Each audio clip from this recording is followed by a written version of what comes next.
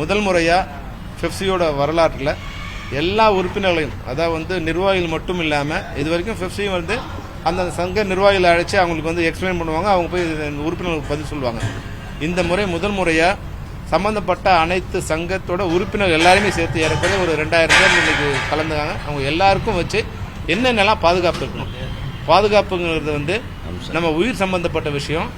விபத்து சொல்லிட்டு வராது, என்னைக்கோ ஒரு நாள் தான் வரும். அதனால அதீத நம்பிக்கையில் இப்படி தான் இருக்கும் அப்படிங்கிற மாதிரி கவனக்குறைவில் அலட்சியத்தில் இது இருக்கக்கூடாதுங்கிறதுக்காக சில விஷயங்களை நாங்கள் பேசுவோம். சரி, அலட்சியம் கவனக்குறைவு அப்படின்னு சொல்றீங்க, இது யாருடைய அலட்சியம், யாருடைய கவனக்குறைவு சார்? இது உறுப்பினர்களோட கவனக்குறைவு தான் சார். இதில் தயாரிப்பாளர்களுக்கு எந்த சம்மந்தமும் இல்லை. தயாரிப்பாளர்கள் அந்த வசதிகள் செய்து தரணுங்கிறது தான் தயாரிப்பாளர் பிரச்சனை.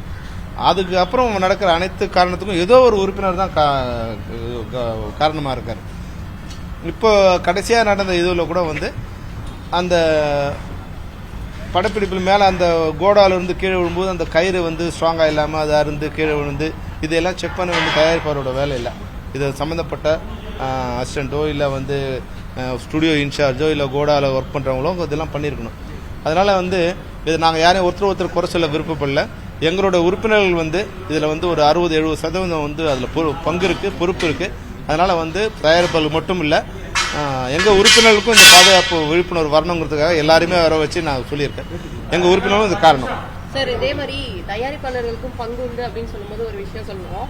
இப்போ நீங்க சொன்னீங்க 30 நாள்ல செட்டு போடுறத 15 நாள்ல போடுறாங்க. அப்போ இதுக்கு நடிகர்களுக்கான கால் ஷீட் பிரச்சனையும் இருக்கு. அப்படி அப்ப நடிகர்களுக்கும் பங்கு உண்டு. நிச்சயமா அப்படி இருந்துச்சுன்னா என்ன மாதிரி நீங்க நடிகர்களுக்கு இப்போ என்ன எங்களுக்கு தெரிஞ்சு என்ன பிரச்சனை வருதுன்னா, திடீர்னு ஒரு ஹீரோ கூப்பிட்டு இப்போ ஜூலை 25 வச்சுங்க, ஆகஸ்ட் 1 ஷூட்டிங் வச்சுங்கன்னு சொல்றாரு.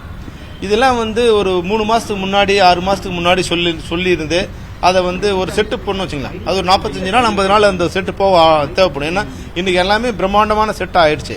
அதை போகிறதுக்கு 50 நாள் ஆகும். முன்னாடி மாதிரி ஒரு வாரத்தில் நினச்சிக்கிட்டு art director art director pressure கொடுக்கும்போது ஆர்ட் டைரக்டர் எங்கள் உறுப்பினர் ப்ரெஷர் கொடுத்து டே அண்ட் நைட் ஒர்க் பண்ணுறாங்க. 24 மணி நேரம் வேலை செய்ய, ஒரு நாள் வேலை செய்யலாம் 24 மணி நேரம், 10 நாள் 15 நாள் வேலை செய்ய முடியாது. நான் 50 நாளில் ஒர்க் பண்ண வேலையை 40 நாளில் பண்ணலாம். அதை 10 நாளில் பண்ணணும், 15 நாளில் பண்ணணும்னு சொல்கிறது அது தெளிவான திட்டமிடுதல் இல்லாமல். அது தயாரிப்பாளராக ஹீரோவா நான் யாரையும் குறைச்சல விருப்பப்படல. ஒருவேளை ஹீரோ முன்னாடியே டேட் சொல்லிட்டு தயாரிப்பாளர் கடைசியாக பண்ணிக்கலாம், அது செலவு ஒரு விஷயமாச்சு அப்புறம் பண்ணிக்கலாம்னு நினைச்சாரா, இல்லை திடீர்னு ஹீரோ இப்போ தான் டேட்டு கொடுத்தாரா, இந்த விஷயம்லாம் எங்களுக்கு தெரியாது.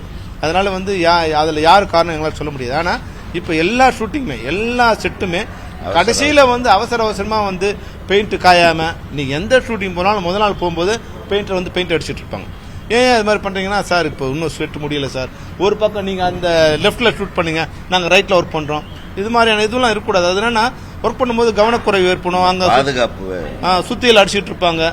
இது மாதிரி வரும்போது அது கவனக்குறைவு ஏற்படும். அதனால தயாரிப்பாளர்கள் திட்டமிட்டு ஹீரோக்களுக்கு ஒரு வேண்டுகோள் என்னன்னா, நீங்கள் யாருக்கு டேட் கொடுக்குறீங்களோ அதை ரொம்ப முன்கூட்டியே கொடுத்துருங்க. நாங்கள் ஏப்ரலில் ஷூட் பண்ண போகிறோம், நீங்கள் ஜனவரியிலே சொல்லிடுங்க.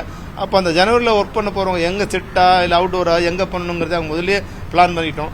அப்புறம் அதுபோல் இங்கே வசதி இல்லைங்கிற காரணத்தை காமிச்சு மறுபடியும் நீங்கள் எல்லோரும் ஹைதராபாத் போயிடாதீங்க, ஏற்கனவே 50% ஒர்க்கை எங்களுக்கு இல்லாமல் பண்ணிட்டீங்க, மறுபடியும் இங்கே ஃப்ளோர் இல்லைங்கிறதுக்கு அரசாங்கம் தயவுசெய்து ஏற்கனவே ஃப்ளோர் கட்டித்தரேன்னு சொல்லியிருக்காங்க. அதை உடனே எக்ஸிக்யூட் பண்ணி இங்கே படப்பிடிப்பு நடக்க தேவையான அனைத்து வசதிகளையும் அரசாங்கம் செய்து தரணுங்கிறது அரசாங்கத்துக்கு ஒரு வேண்டுகோளுக்கு விரும்புகிறோம்.